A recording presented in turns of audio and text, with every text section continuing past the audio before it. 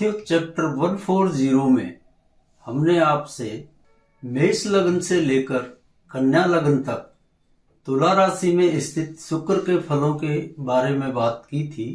आइए आज हम शेष बचे तुला लग्न से मीन लग्न तक शुक्र यदि तुला राशि में बैठे हों तो क्या फल देंगे, इसके बारे में बात करते हैं। अब सर्वप्रथम हम बात शुरू करते हैं तुला लग्न में यदि शुक्र तुला राशि में ही बैठे हों तो क्या फल देंगे। अब यहाँ आप देख रहे हैं कि तुला लग्न में शुक्र लग्न में ही स्वराशि तुला में बैठे हुए हैं और इनकी दूसरी राशि वृष 8वें भाव में पड़ रही है। इस नाते तुला लग्न में शुक्र लग्न और अष्टम दो भावों के अधिपति होंगे, यानी लग्नेश और अष्टमेश। लग्नेश होने के नाते इनके पास शरीर, जातक का स्वभाव, जातक का जन्म स्थान, यशमान यानी संपूर्ण व्यक्तित्व का और शरीर का दायित्व है। जातक का अहम, उसकी अकड़ और उसके रिस्क उठाने की क्षमता, इसका दायित्व भी इन्हीं शुक्र के पास है लग्नेश होने के कारण। दूसरी तरफ ये अष्टमेश भी हैं। इस नाते लंबी अवधि की बीमारियों, जीवन की आयु, मानसिक क्लेश, ससुराल, जातक का दुर्भाग्य, आलस्य, ऑपरेशन, चीरफाड़, लंबी अवधि की बीमारियां और नास्तिक विचारधारा जैसे विषयों के आधिपत्य भी इन्हीं शुक्र के पास हैं। यहाँ पर शुक्र लग्नेश होकर लग्न में बैठे हैं और इनकी उच्च राशि मीन 6ठे भाव में है और शुक्र की नीच राशि कन्या 12वें भाव में है। यहाँ लग्न में बैठकर शुक्र जातक को स्वास्थ्य तो बहुत बढ़िया देंगे, शरीर की बलिष्ठता भी प्रदान करेंगे, लेकिन साथ ही इस जातक में गुरूर, अकड़ और अहम की भावना बहुत बलवती रहेगी। लेकिन शुक्र यहाँ पर 6ठे भाव में उच्च होने के कारण जातक में सोच विचार की क्षमता बहुत बढ़िया देते हैं, यानी जातक सोच का धनी होता है और इस दशा काल में जातक किसी न किसी तरह का ज्ञान अवश्य प्राप्त करता है। अब यह जरूरी नहीं है कि वह कोई धार्मिक ज्ञान ही हो, वह किसी भी विषय का अतिरिक्त ज्ञान प्राप्त करने की दिशा में अग्रसर होता है और पा भी लेता है। यदि इस शुक्र की दशा का आगमन विवाह की उम्र में हो तो विवाह में यह शुक्र व्यवधान और अड़चन ही खड़ी करते हैं और जातक इस दशा के आगमन के पहले ही विवाहित है तो इस दशा काल में जातक के दाम्पत्य संबंधों में खराबी आना स्वाभाविक है।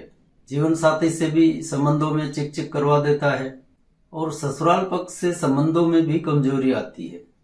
उतने अच्छे संबंध ससुराल पक्ष से नहीं रह पाते जितने की अमूमन रहने चाहिए।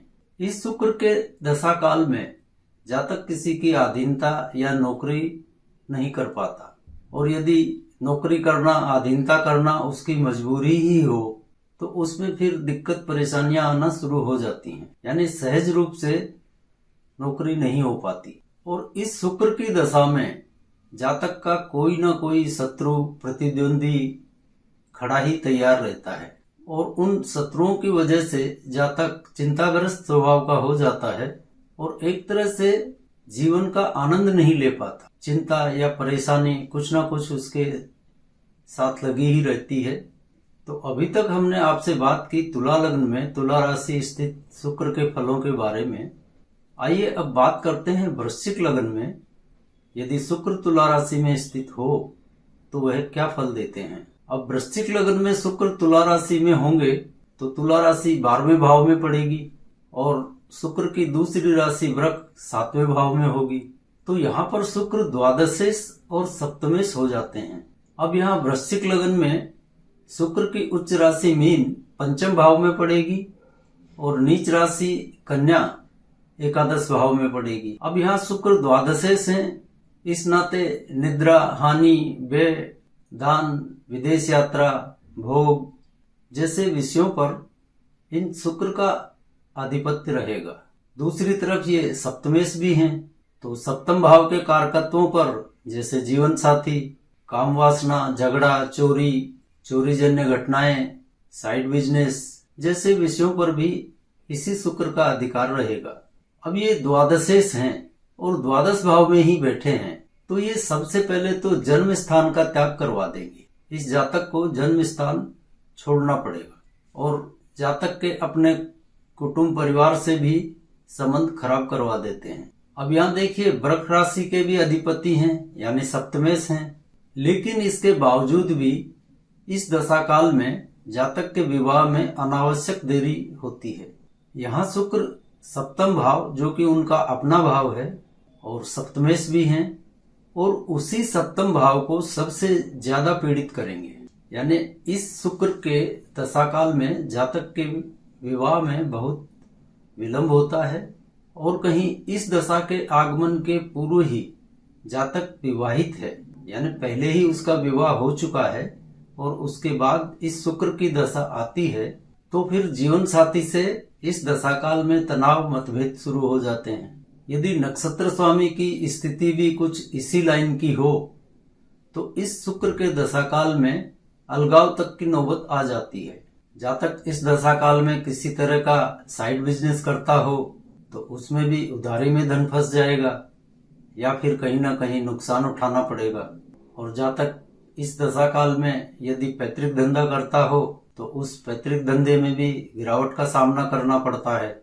और इस दशा काल में जातक के खर्चे बहुत अधिक होते हैं, यानी खर्चों की अधिकता इतनी अधिक रहती है कि धन संग्रह का तो छोड़िए, बल्कि कभी कभी क्या करे क्या नहीं करे ऐसी स्थिति बना देता है।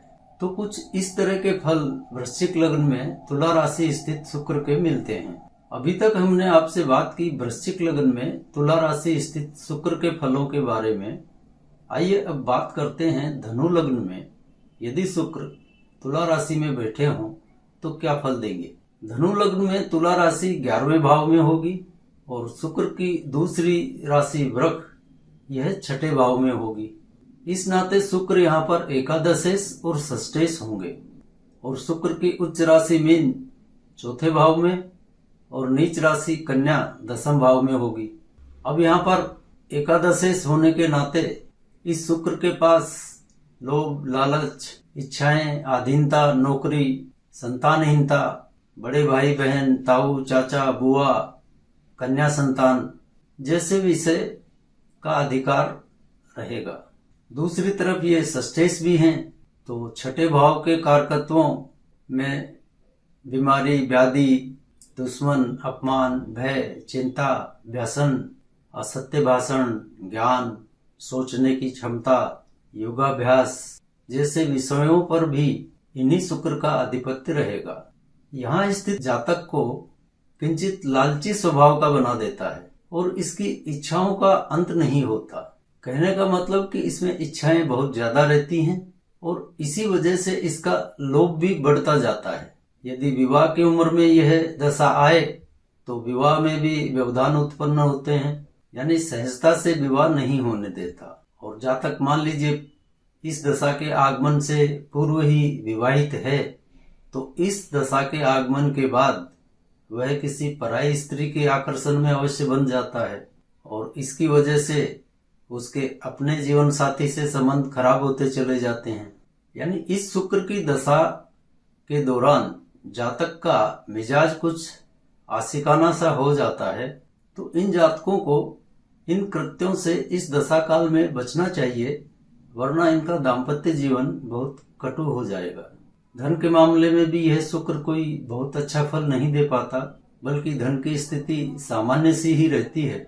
अब यहाँ पर एकादशेश और षष्ठेश है यह शुक्र, तो इनसे ज्यादा कुछ उम्मीद लगाना भी ठीक नहीं होगा। यहाँ चतुर्थ भाव में इनकी उच्च राशि होने की वजह से बाहरी प्रेम संबंधों की तरफ धकेल कर यह शुक्र घर गृहस्थी का मजा खराब कर देता है, तो इन कामों से बचना चाहिए। और इस शुक्र के दशाकाल में कोई भी कार्य बिना विघ्न बाधाओं के संपन्न नहीं होता। कोई ना कोई झंझट परेशानी हर कार्यों में आती ही रहती है। तो अभी तक हमने आपसे बात की धनु लग्न में तुला राशि स्थित शुक्र के फलों के बारे में। आइए अब बात करते हैं मकर लग्न में यदि शुक्र तुला राशि में बैठे हों तो क्या फल देंगे। अब मकर लग्न में शुक्र की तुला राशि 10वें भाव में पड़ती है, तो यहाँ तुला राशि में बैठकर शुक्र दशमेश हो जाते हैं और इनकी दूसरी राशि वृष यह पंचम भाव में पड़ेगी। इस नाते ये पंचमेश भी हो जाएंगे। यानी मकर लगन में शुक्र दशमेश और पंचमेश दो भावों के अधिपति हो जाते हैं। अब यहाँ देखिए, पाराशरीय राजयोगों की व्याख्या के अनुसार एक केंद्र और एक त्रिकोण के स्वामी होकर भी शुक्र कैसा फल देते हैं इसे देखते हैं।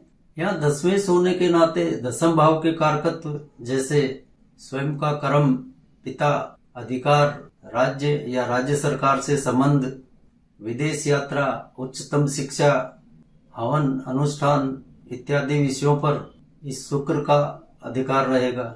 और पंचमेश भी हैं, इस वजह से पंचम भाव के कारकत्व जैसे बुद्धि, स्वाभिमान, विद्या ग्रहण करने की क्षमता, राष्ट्रभक्ति, राष्ट्र प्रेम, व्रत उपवास, मंत्र पूजा और किसी बात को पचा लेने की क्षमता जैसे विषयों पर इसी शुक्र का अधिकार रहेगा। मकर लगन में शुक्र की उच्च राशि मीन तीसरे भाव में पड़ेगी और इनकी नीच राशि कन्या नवम भाव में पड़ेगी। अब यदि यही शुक्र नक्षत्र स्वामी हो तो जातक के विवाह में अनावश्यक विलंब अवश्य होगा। लेकिन यहाँ पर नक्षत्रपति होने की स्थिति में एक बात बहुत अच्छी हो जाती है कि जातक के विदेश प्रवास की संभावनाएं बहुत अधिक बलवती हो जाती हैं। चाहे ये शिक्षण हेतु विदेश जाए या किसी कार्य के सिलसिले में जाए, मतलब यह विदेश में प्रवास करने का पक्का योग बना देता है। जैसे कि जो जातक एनआरआई बन जाते हैं उनमें यह योग पाया जाता है। और नक्षत्रपति होने की हालत में घर गृहस्थी का सुख किंचित कमजोर रहता है। यानी ऐसे योग वाले जातक परिवार से दूर जाकर ही सफलता प्राप्त कर पाते हैं। यह तो हुई शुक्र के नक्षत्रपति होने के फलों के बारे में बात। अब मान लीजिए इस शुक्र की केवल दशा का ही भोग है और जातक अभी तक अविवाहित है, तो इस शुक्र की दशा काल में विवाह होने में बहुत मुश्किलें आएंगी। यह विवाह नहीं होने देगा। और जातक पहले से ही विवाहित है तो इस शुक्र के दशा काल में जीवन साथी से मनमुटाव जरूर करवा देगा। और इस शुक्र के दशा काल में अपने कुटुंब के साथ निवास करने का सुख नहीं मिल पाता है।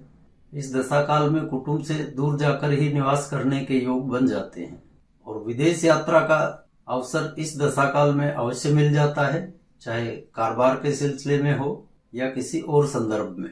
और इस दशा काल में जातक के स्वभाव में एक तरह की अकड़, अहम अवश्य होता है।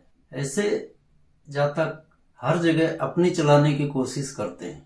यानी उसका स्वभाव कुछ इस तरह का इस दशा काल में हो जाता है कि वो चाहता है सब उसी की सुने, चाहे उसकी बात सुनने लायक हो या नहीं हो, वो अपने आप को थोपना चाहता है। कुछ ऐसा स्वभाव इस शुक्र की दशा में हो जाता है। धार्मिक रूप से भी इस दशा काल में जातक कमजोर ही सिद्ध होता है। कोई बहुत ज्यादा धार्मिक नहीं होता, यानी दिखावा भले ही कर ले पर अंदरूनी तौर पर यह धार्मिक नहीं होता है इस शुक्र के दशा काल में। आर्थिक मामलों में भी यह शुक्र चिंताग्रस्त ही रखता है। यानी धन के लिए इस दशा काल में जोड़ तोड़ करते रहना पड़ती है। अभी तक हमने आपसे बात की मकर लगन में तुला राशि स्थित शुक्र के फलों के बारे में। आइए अब बात करते हैं कुंभ लगन में यदि शुक्र तुला राशि में स्थित हो तो क्या फल देंगे। अब कुंभ लगन में तुला राशि नवम भाव में होगी तो शुक्र यहाँ पर नवमेश होंगे और इनकी दूसरी राशि वृष चौथे भाव में पड़ेगी, इसलिए ये यहाँ पर चतुर्थेश भी होंगे। यानी कुंभ लगन में शुक्र नवम और चतुर्थ दो भावों के अधिपति होंगे। यहाँ फिर से केंद्र और त्रिकोण के अधिपति हैं, लेकिन इनके फलों को देखते हैं कि ये कैसे फल देते हैं। यहाँ इनकी उच्च राशि मीन दूसरे भाव में पड़ेगी और नीच राशि कन्या आठवें भाव में पड़ेगी। नवमेश होने के नाते धर्म, भाग्य, विवेक, तीर्थ यात्रा, गुरु, ब्राह्मण इत्यादि विषयों पर इन शुक्र का अधिकार रहेगा। वहीं पर चतुर्थेश होने के नाते माता, मित्रों, मित्र संगति, स्वार्जित संपत्ति, सुख, शांति, वाहन, प्रेम, प्रेम संबंध, प्रेम विवाह, जैसे विषयों पर भी इसी शुक्र का अधिकार रहता है। यहाँ पर सबसे पहले तो यह शुक्र यदि नक्षत्र स्वामी हो तो जातक को दीर्घायु देता है। और मान लीजिए यह सिर्फ इस शुक्र की दशा का ही काल हो, तब भी जातक का शरीर बलिष्ठ रहता है, यानी स्वास्थ्य अच्छा रहता है, कोई रोगादि की संभावना नहीं बनती है। इस दशा काल में जातक कुछ वहमी और शंकाग्रस्त स्वभाव वाला हो जाता है। इसे किसी न किसी तरह का वहम अवश्य बना रहता है, जैसे कहीं ऐसा ना हो जाए, वैसा ना हो जाए, कुछ इसी तरह की शंकाओं को पालकर चलने वाले स्वभाव का हो जाता है।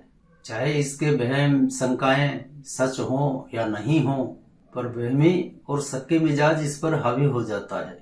यदि इस शुक्र की दशा का आगमन शिक्षा काल में हो तो शिक्षा पूरी तरह से पूर्ण हो जाती है, यानी शिक्षा काल में इस दशा में शिक्षा में किसी भी तरह का अवरोध नहीं आता, बल्कि आराम से सहजता से शिक्षा संपन्न हो जाती है।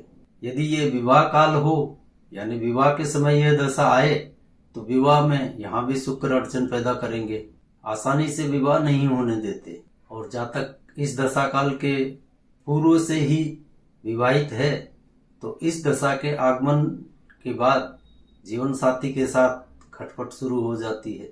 यानी इस दशा काल में पति पत्नी के मध्य किसी न किसी तरह की चिक झंझट जरूर लगी रहती है। और इस शुक्र के दशा काल में संतानोत्पत्ति में भी दिक्कत आती है, सहजता से वंश वृद्धि नहीं होने देता, किंचित परेशानी के साथ ही संतान का सुख मिल पाता है। आर्थिक तौर पर भी सामान्य सी स्थिति इस दशा काल में रहती है, कोई बहुत बड़ी आर्थिक छलांग इस शुक्र के दशा काल में नहीं लग पाती। हाँ, एक बात अवश्य है कि इस शुक्र के दशा काल में जातक के पास किसी न किसी तरह गलत धन का आगमन अवश्य होता है, चाहे वह रिश्वत का हो, घूसखोरी का हो या बेईमानी का हो, मतलब गलत तरह का पैसे का आगमन अवश्य होता है। अभी तक हमने आपसे बात की कुंभ लग्न में तुला राशि स्थित शुक्र के फलों के बारे में। आइए अब बात करते हैं मीन लग्न में यदि शुक्र तुला राशि में स्थित हो तो क्या फल देते हैं। मीन लग्न में शुक्र की तुला राशि अष्टम भाव में पड़ेगी, इस नाते ये अष्टमेश हो गए। और इनकी दूसरी राशि वृक तीसरे भाव में पड़ेगी तो ये तृतीयेश हो गए। यानी मीन लग्न में शुक्र अष्टमेश और तृतीयेश हो जाएंगे। अब शुक्र की उच्च राशि यहाँ लग्न में ही पड़ रही है और नीच राशि कन्या सप्तम भाव में पड़ेगी। अष्टमेश होने के नाते आयु और आयु की अवधि, नास्तिकता, दुर्भाग्य, लंबी अवधि के रोग, जीवन के भीषण कष्ट, आलस्य, तर्क, जिज्ञासा, पराभौतिक ज्ञान जैसे विषयों पर इस शुक्र का अधिकार रहेगा। वहीं पर तृतीयेश होने के कारण अनुज, नौकर, जातक का पराक्रम, पौरुष, भ्रम, साहित्य, अकाउंट्स, गरिष्ठ खानपान, अभक्ष भक्षण, मोबाइल, कंप्यूटर, लैपटॉप, ज्योतिष जैसे विषयों पर भी इसी शुक्र का आधिपत्य रहेगा। अब यदि यही शुक्र नक्षत्र स्वामी हो तो इस जातक का वैवाहिक जीवन बहुत कटु हो जाता है और ऐसे जातकों का विवाह के पूर्व का जीवन बहुत बढ़िया रहता है, लेकिन विवाह के पश्चात इनको दिक्कतें आना शुरू हो जाती हैं। और मीन लग्न में शुक्र के अष्टम भाव में होने के कारण यह शुक्र जातक को बहुत क्रोधी बना देता है। इसमें अहम और अकड़ की मात्रा बहुत ज्यादा होती है और विचारों से यह पूरी तरह नास्तिक होता है। यदि किन्हीं अन्य ग्रह योगों की वजह से यह जातक वकालत के पेशे में हो, कहीं रिसर्चर हो, कहीं सर्जन हो या पराभौतिक विद्याओं में प्रोफेशनली जुड़ा हुआ हो, तो इस दशा काल के मध्य यह जातक अपने कार्य में सफल अवश्य हो जाते हैं। और इस दशा का आगमन यदि विवाह की उम्र में हो तो विवाह में अड़चन दिक्कतें यहाँ भी आएंगी, यानी आसानी से विवाह होना मुश्किल ही होता है। जातक पहले से ही विवाहित है तो इस दशा काल में जीवन साथी से वियोग या अलगाव की स्थितियां निर्मित कर देता है और जीवन साथी को भी इस शुक्र के दशा काल में बहुत से कष्ट सहन करने पड़ते हैं। यानी वैवाहिक जीवन और जीवन साथी के मामले में इस शुक्र का दशा काल बहुत कष्टमय साबित होता है। मीन लग्न में अष्टम भाव स्थित शुक्र के दशा काल में जातक को अपने ऊपर जादू टोने का वहम भी होने लगता है। इसको हमेशा यह वहम लगा रहता है कि इसके ऊपर किसी ने जादू टोना करवा दिया है। कहने का मतलब यह है कि इसके मन मस्तिष्क में इस तरह के नकारात्मक विचार हावी हो जाते हैं। इन जातकों को इस शुक्र के दशा काल में इस तरह के नकारात्मक विचारों से बचना चाहिए और दृढ़ता पूर्वक हमेशा सकारात्मक सोच को अपनाना चाहिए। तो इसी के साथ आज के चैप्टर को यहाँ विराम देते हैं और अगली बार आपसे मिलते हैं किसी नए विषय के साथ। तब तक के लिए जय जय सिया राम।